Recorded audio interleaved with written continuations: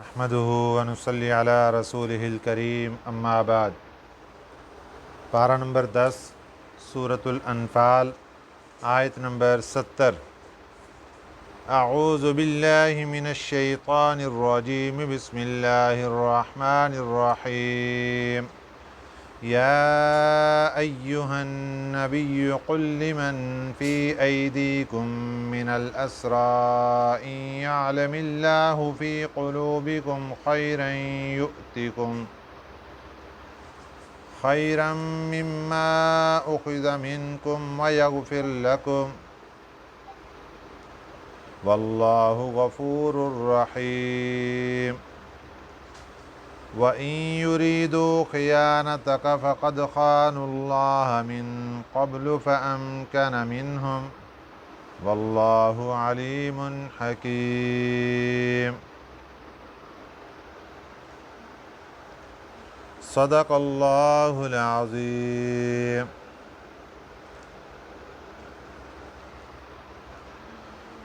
یا ایہا النبی، اے نبی صلی اللہ علیہ وسلم، قل فرما دیجئے، لمن ان لوگوں کو، فی ایدیکم جو تمہارے ہاتھ میں، من الاسری قیدی ہیں۔ آپ صلی اللہ علیہ وسلم کے پاس میدان بدر سے جو قیدی آئے تھے، ان کے احکامات کل کے سبق میں گزر چکے کہ ان کے بارے میں فیصلہ فدیہ لے کر ان کو آزاد کرنے کا کر دیا گیا۔ بعد میں اللہ تعالیٰ نے ناراضگی کا اظہار فرمایا، لیکن وہ فدیے کا حکم باقی رکھا اور اس کو مال غنیمت میں شمار کر کے اعلان فرما دیا کہ یہ حلال طیب ہے، اس کو استعمال کر سکتے ہو۔ آج کے سبق میں ان قیدیوں میں کچھ لوگ مسلمان ہو گئے اور اسلام لانے پر انہوں نے اس بات کا اظہار کیا کہ ہم سے پیسہ بہت زیادہ لے لیا گیا۔ اللہ تعالیٰ نے نبی پاک صلی اللہ علیہ وسلم کے ذریعے ان کو یہ خوشخبری سنائی کہ دیکھو، آپ اگر دل سے مسلمان ہیں، اخلاص کے ساتھ مسلمان ہیں، پکے اور سچے مسلمان ہیں، تو پھر جتنا تم سے لیا گیا ہے اس سے کئی گنا زیادہ اللہ تعالیٰ تمہیں واپس لوٹائے گا۔ یہ اللہ نے وعدہ کر لیا ان سے، پھر تمہیں کوئی پریشانی نہیں۔ اگر پکے سچے مسلمان ہوئے تو پھر تمہیں کوئی پریشانی نہیں، تمہیں اس سے کئی گنا زیادہ واپس ملے گا۔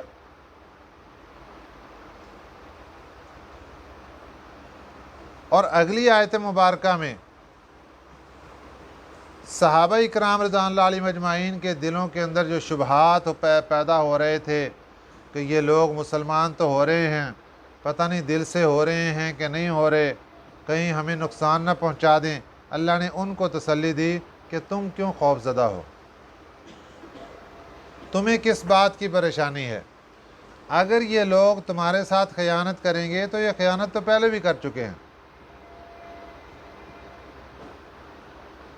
منافقانہ اظہار پہلے بھی ہو چکا ہے۔ تو پہلے بھی اللہ تعالیٰ نے ان کے اس خیانت کے بعد تمہارے ہاتھ میں قیدی بنا دیا، تو اللہ کی ذات دوبارہ موجود ہے، پھر ان کو پکڑ لیں گے، اس لیے اس بات سے پریشان نہیں ہونا۔ یا ایہا النبی، اے نبی صلی اللہ علیہ وسلم، قل فرما دیجئے، لمن ان لوگوں کو، فی ایدیکم جو تمہارے ہاتھ میں، من الاسری قیدی ہیں، ان یعلم اللہ اگر جان لے گا اللہ تعالیٰ، فی قلوبکم تمہارے دلوں میں، خیرن کچھ نیکی،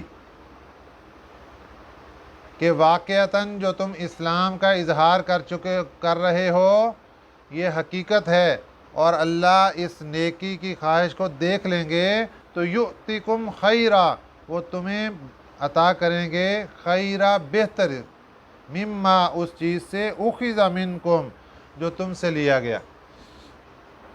اللہ اس سے کئی گنا زیادہ تمہیں دیں گے۔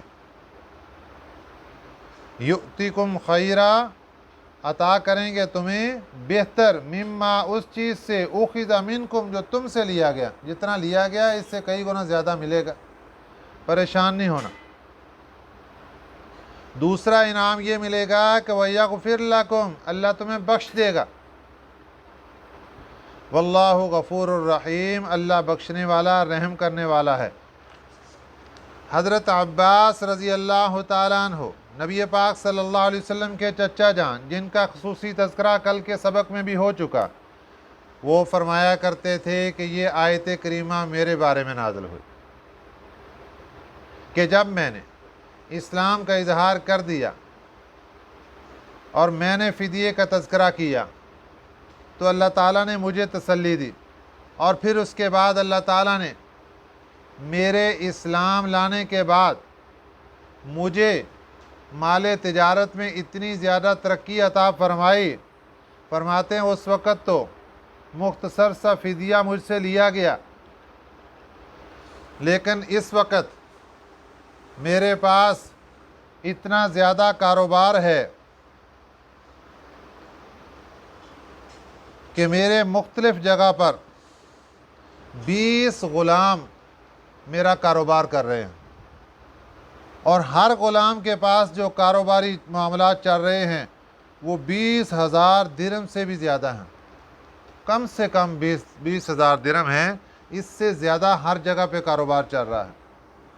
اور ایک انعام اللہ تعالیٰ نے مجھے یہ عطا فرمایا کہ حجاج اکرام کو آب زمزم پلانے کی ڈیوٹی مجھے دے دی۔ اس زمانے میں آب زمزم کا کنواں ظاہر تھا، آج کے زمانے میں کنویں کے اوپر موٹریں لگا کر اس کو اوپر سے بند کیا ہے اور موٹریں لگا کر پانی کھینچتے ہیں اور ٹینکیوں کے اندر پانی جا رہا ہے۔ اس زمانے میں آب زمزم کا کنواں ظاہر تھا اور اس سے ڈول کے ذریعے پانی کھینچا جاتا تھا، اور پھر آگے چھوٹا سا تالاب تھا، اس کے اندر پانی ڈالتے تھے، وہاں سے حجاج اکرام پانی لیتے تھے۔ تو یہ ڈیوٹی حضرت عباس رضی اللہ تعالیٰ عنہ کے پاس تھی اور ان کے خاندان کے پاس تھی۔ فرماتے ہیں یہ اللہ تعالیٰ نے میرے اوپر انعام فرمایا کہ میرے اس فدیے کا بدلہ اور اسلام لانے کے بعد اللہ تعالیٰ نے جو نعمتیں اور رحمتیں میرے اوپر فرمائی وہ یہ ہیں۔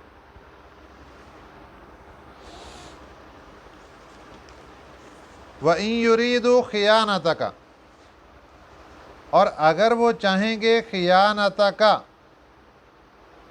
آپ کے ساتھ خیانت کرنا، فقد خان اللہ من قبل، تحقیق خیانت کر چکے ہیں اللہ تعالیٰ سے، من قبل پہلے، یہ پہلے اللہ تعالیٰ سے خیانت کر چکے ہیں۔ فَأَمْكَنَ مِنْهُمْ، پھر اللہ نے ان کو پکڑوا دیا، تمہارے ہاتھوں میں قیدی بنا دیا۔ تو یہ مکہ مکرمہ کے لوگ پہلے بھی تو خیانت کر چکے ہیں، اس خیانت کی سزا انہوں نے لے لی کہ اللہ نے تمہارے ہاتھ میں قیدی بنا دیا۔ واللہ علیم حکیم، اللہ کی ذات جاننے والی بھی ہے، حکمت والی بھی ہے، اللہ کو سب معلوم ہے، اگر دوبارہ کوئی ایسی غلطی کریں گے تو دوبارہ پھر قیدی بنا دیے جائیں۔ ان الذین آمنوا وہاجروا وجاہدوا باموالہم وانفسہم فی سبیل اللہ، یہاں سے اس زمانے میں 2 قسم کی جماعتیں تھیں، ایک کافر تھے اور ایک مسلمان تھے، اور مسلمانوں میں 2 ٹائٹل، 2 نام اللہ تعالیٰ نے عطا فرمائے تھے، ایک نام دیا تھا مہاجرین کا اور ایک نام دیا تھا انصار کا۔ مہاجرین وہ لوگ تھے جو مکہ مکرمہ میں رہتے تھے، وہاں مسلمان ہوئے اور کافروں کی تنگی کی بنا پر ان کو سفر کرنا پڑا اور وہ مدینہ طیبہ آئے، آپ صلی اللہ علیہ وسلم کے ساتھ ہجرت کر کے مدینہ طیبہ آ گئے، یہ مہاجرین کی جماعت ہے۔ اور دوسری جماعت مدینہ طیبہ میں رہنے والے مسلمان جو پہلے سے وہاں رہ رہے تھے، اور انہوں نے اپنے ان مہاجرین بھائیوں کا خیر مقدم کیا، ان کو خوش آمدید کہا، ان کو آنے پر ہر قسم کی سہولتیں عطا فرمائی۔ ان کو انصار کہا جاتا ہے، انصار کا معنی مددگار۔ ان کو اسی لیے انصار کہا گیا کہ انہوں نے اپنے مہاجر بھائیوں کی دل کھول کر مدد کی تھی، ایسی مدد جو تاریخ کے اندر رقم ہو گئی، نہ اس سے پہلے کبھی نے ایسا آسمان نے کبھی نظارہ دیکھا کہ ایسی مدد و نصرت کا، اور نہ بعد میں کبھی دیکھا کہ اگر کسی انصاری کے پاس 2 دکانیں ہیں اور میرے پیغمبر صلی اللہ علیہ وسلم نے جب مہاجرین اور انصار کا بھائی چارہ قائم فرمایا تو اس نے اپنے بھائی کو لیا اور لے کر دکانوں پہ چلا گیا، کہنے لگا تم میرے بھائی ہو، آج کے بعد یہ ایک دکان تیری اور ایک دکان میری۔ ذرا سوچئے کہ وہ لوگ ہیں جو وہاں مکہ مکرمہ سے نکلے تو ان کے پاس کچھ نہیں تھا، بے سر و سامان، رشتہ داریاں بھی وہیں پہ ختم ہو گئیں، کیونکہ اس وقت تو یہ معاملہ تھا کہ بیٹا مسلمان ہے باپ کافر، باپ مسلمان ہے بیٹا کافر ہے، بیوی مسلمان ہے خامند کافر ہے، خامند مسلمان ہے بیوی کافر ہے۔ یہ سب کچھ رشتہ تو پہلے ٹوٹ چکے، اور پھر جب ہجرت کی تو سب کچھ وہیں مکہ مکرمہ میں رہ گیا، کوئی چیز ساتھ نہیں۔ یہ انصار کی جماعت وہ لوگ تھے جنہوں نے ان کو خوش آمدید کہا، اور اللہ تعالیٰ نے ان کے ساتھ محبت بھرے پیغام بھیجے۔ ان دونوں جماعتوں کا تذکرہ انصار اور مہاجرین کا اللہ تعالیٰ کو اتنا زیادہ پسند آیا کہ اللہ نے ان کو قرآن پاک کا حصہ بنا دیا۔ اور یہاں پر جو سورۃ الانفال کی آخری آیات ہیں، ان کے اندر اللہ تعالیٰ ان کے لیے احکامات بیان فرما رہے ہیں وراثت کے۔ مال وراثت وہ ہوتا ہے جو انسان کے دنیا سے چلے جانے کے بعد کسی دوسرے کو ملتا ہے، وہ مال وراثت کہلاتا ہے۔ اب یہ لوگ چونکہ مکہ مکرمہ سے ہجرت کر کے مدینہ طیبہ آئے، ان کا سارا خاندان تو پیچھے رہ گیا۔ اب ان کے مال کا وارث کون ہوگا اور یہ کس کے مال کے وارث ہوں گے؟ ہمارے نبی صلی اللہ علیہ وسلم نے جو بھائی چارہ قائم فرمایا، اللہ تعالیٰ نے بھی اس کی تصدیق فرما دی، فرمایا کہ یہ جو بھائی چارہ قائم ہو گیا یہ ایک دوسرے کے وارث بنیں گے۔ انصار مہاجر کا وارث بنے گا اور مہاجر انصار کا وارث بنے گا۔ اب ایک تیسری جماعت مسلمانوں کی جو کہ مکہ مکرمہ میں رہ گئی اور وہ ہجرت نہیں کر سکی۔ اس زمانے میں ہجرت کرنا فرض عین تھا، وہ ہجرت نہیں کر سکی، تو اللہ تعالیٰ نے ان لوگوں کو ان کے اندر وراثت میں شریک نہیں فرمایا، فرمایا یہ دونوں تو ایک دوسرے کے وارث ہیں، لیکن ان کا وراثت کے ساتھ کوئی تعلق نہیں جو ابھی تک ہجرت نہیں کی جنہوں نے اور مکہ مکرمہ میں ہیں، وہ ان کے ساتھ نہیں۔ فتح مکہ تک سن 8 ہجری فتح مکہ تک ہجرت فرض تھی کہ جو بھی اسلام لے آئے اس کو چاہیے کہ وہ ہجرت کر کے مدینہ طیبہ آ جائے، لیکن جب مکہ مکرمہ فتح ہو گیا اب اس کے بعد ہجرت کا جو فرضیت تھی وہ ختم ہو گئی، کیونکہ وہ بھی دارالسلام بن گیا اور مدینہ طیبہ تو پہلے سے دارالسلام تھا۔ ان الذین آمنوا، بے شک وہ لوگ جو ایمان لائے، وہاجروا اور انہوں نے ہجرت کی، وجاہدوا اور جہاد بھی کیا، باموالہم اپنے مالوں کے ذریعے، وانفسہم اور اپنی جانوں کے ذریعے، فی سبیل اللہ اللہ کے راستے میں۔ یہ کون سی جماعت کا تذکرہ کیا؟ کن کی صفات اللہ نے بیان فرمائی؟ کہ وہ لوگ جو ہجرت کر کے مکہ مکرمہ سے مدینہ طیبہ آئے تھے۔ پہلی صفت ایمان والے، دوسری صفت ہجرت والے، تیسری صفت جہاد والے۔ کون سا جہاد؟ مالوں کے ذریعے بھی جہاد، جانوں کے ذریعے بھی جہاد اللہ کے راستے میں کیا۔ ایک جماعت یہ، ان کو جماعت کو مہاجرین کا ٹائٹل دیا گیا۔ والذین اور وہ لوگ آووا جنہوں نے ان کو ٹھکانہ دیا، ونصروا اور ان کی مدد کی، مراد اس سے مدینہ طیبہ میں رہنے والے انصار جنہوں نے ان کی مدد کی، उलाइक बाज़ुहुम औलियाउ बाज़, वही लोग हैं, बाज़ुहुम औलियाउ बाज़, ये एक दूसरे के दोस्त हैं। यहाँ पर जो दोस्ती का बताया गया, इसमें वरासत का भी इशारा कर दिया गया कि ये एक दूसरे के दोस्त हैं, एक दूसरे के वारिस हैं। वल्लज़ीना आमनू, अब तीसरी वो जमात जो मक्का मुकरमा रह गई थी उसका तज़किरा। वल्लज़ीना आमनू, जो लोग ईमान तो लाए, वलम युहाजिरू, लेकिन उन्होंने हिजरत नहीं की। मालकुम मिन वलायतिहिम, अब मदीना तय्यबा में जो दो जमातें रह रही थीं, मुहाजिरीन की और अंसार की, अल्लाह उनको फरमा रहे हैं कि वल्लज़ीना आमनू, जो ईमान तो लाए, वलम युहाजिरू, लेकिन उन्होंने हिजरत नहीं की, मालकुम मिन वलायतिहिम, नहीं है तुमको मिन वलायतिहिम, उनकी रफ़ाकत से, मिन शैइन, कुछ भी। रफ़ाकत, विलायत, दोस्ती एक माना। दूसरा माना मालकुम मिन वलायतिहिम, नहीं है तुमको मिन वलायतिहिम, उनकी वरासत से, मिन शैइन, कुछ भी। यहाँ पर दोनों माने मुराद हैं, विलायत बमाने वरासत और विलायत दोस्ती। हत्ता युहाजिरो, यहाँ तक कि वो हिजरत करें। अगर वो हिजरत कर लेते हैं तो फिर तो वो पहली दोनों जमातों के अंदर शामिल हो जाएंगे। अगर वो हिजरत नहीं करते तो माले वरासत के अंदर उनको शिरकत नहीं होगी। लेकिन उनके लिए अल्लाह ताला ने एक और हुक्म दे दिया कि वह इनिस्तंसरूकुम फिद्दीन, चूँकि वो काफ़रों के जो सरज़मीन है, काफ़रों की हुकूमत जहाँ कायम है, मुशरिकीन मक्का की, मक्का मुकरमा में, चूँकि वो वहाँ रह रहे हैं, व इनिस्तंसरूकुम, अगर वो मदद के लिए बुलाएं तुम्हें, मदद तलब करें तुमसे, व इनिस्तंसरूकुम, मक्का में ईमान वाले हैं, हिजरत नहीं की, पक्के मुसलमान हैं, व इनिस्तंसरूकुम, और अगर वो मदद तलब करें तुमसे, फिद्दीनी, दीन के मामले में, फ़अलैकुमुन नस्रु, फिर तुम्हारे ऊपर लाजिम है मदद करना, तुम्हारे ऊपर लाजिम है कि तुम उनकी मदद करो, लेकिन एक शर्त के साथ, इल्ला अला कौमिन बैनकुम व बैनहुम मीसाकुन, मगर ऐसी कौम के खिलाफ मदद, बैनकुम, कि तुम्हारे दरमियान, व बैनहुम, और उस कौम के दरमियान, मीसाक, उनको मुआहदा हो,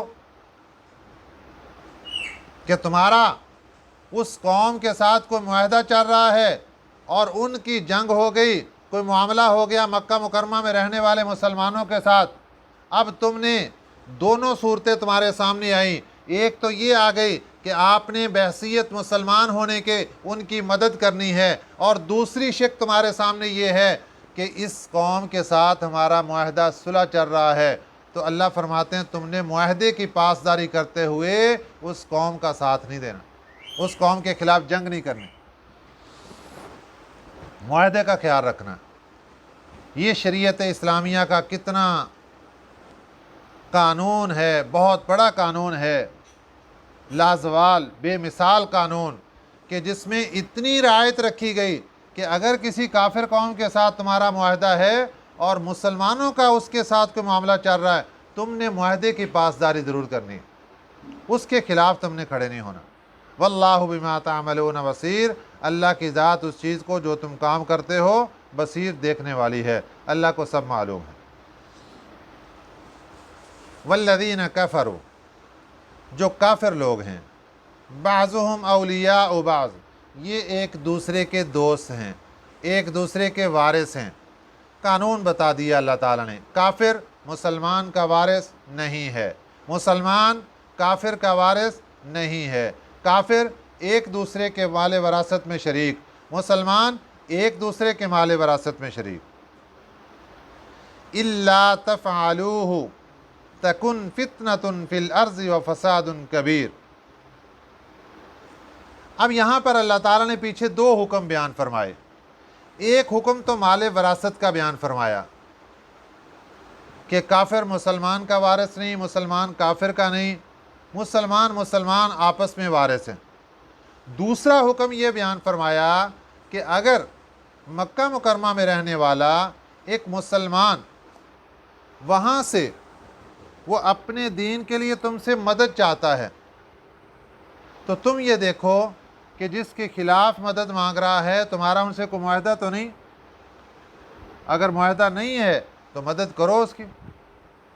اللہ فرماتے ہیں یہ جو قانون ہم دے رہے ہیں الا تفعلوہ، یہ اصل میں ہے ان لا تفعلوہ، اگر نہ تم کرو گے اس کو، یعنی یہ جو قانون ہم نے دیے، مسائل دیے، اگر تم اس پر عمل نہیں کرو گے، یہ قانون نہیں ہوں گے، تو تکن فتنۃ فی الارض، ہو جائے گا فتنہ زمین میں، وفساد کبیر، اور بہت بڑا فساد برپا ہو جائے گا، زمین میں فساد برپا ہوگا۔ مسلمان کا سپورٹر ہونا چاہیے۔ نبی پاک صلی اللہ علیہ وسلم نے مقام حدیبیہ میں عین اس موقع پر جس وقت کافروں سے معاہدہ ہو رہا تھا،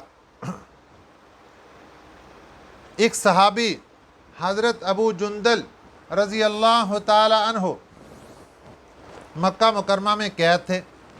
ان کو پتہ چلا کہ مکہ مکرمہ سے کچھ فاصلے پر پیارے آقا صلی اللہ علیہ وسلم اور مسلمان پہنچے ہیں۔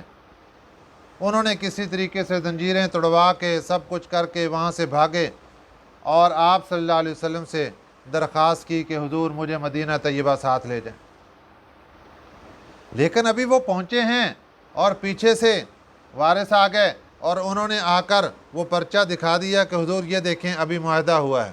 معاہدہ کیا تھا کہ آج کے بعد مکہ مکرمہ سے کوئی مدینے آئے گا آپ کو واپس کرنا ہوگا، مدینے سے مکہ آئے گا واپس نہیں کریں۔ صحابہ اکرام رضوان اللہ علیہم اجمعین کے دلوں پر تیر چلے اس معاہدے کو دیکھ کر، لیکن برداشت کر لیا کیونکہ اللہ کا حکم تھا اور پیارے نبی صلی اللہ علیہ وسلم کا حکم تھا۔ آپ نے فرمایا ابو جندل تو کچھ اور صبر کر جاؤ، انشاءاللہ اللہ تعالیٰ تمہیں فتح عطا فرمائیں گے۔ یہ سن 6 ہجری کا واقعہ ہے اور پھر سن 8 ہجری کو اللہ تعالیٰ نے مکہ مکرمہ فتح فرما دیا۔ والذین آمنوا وہاجروا، وہ لوگ جو ایمان لائے، وہاجروا اور انہوں نے ہجرت کی، وجاہدوا اور جہاد کیا، فی سبیل اللہ اللہ کے راستے میں، مہاجرین کی جماعت، والذین آووا اور وہ لوگ جنہوں نے ان کو ٹھکانہ دیا، ونصروا اور ان کی مدد کی، یہ انصار مدینہ کی جماعت، اولئک هم المؤمنون حقا، اولئک یہ وہی لوگ ہیں، هم المؤمنون حقا جو پکے مومن ہیں۔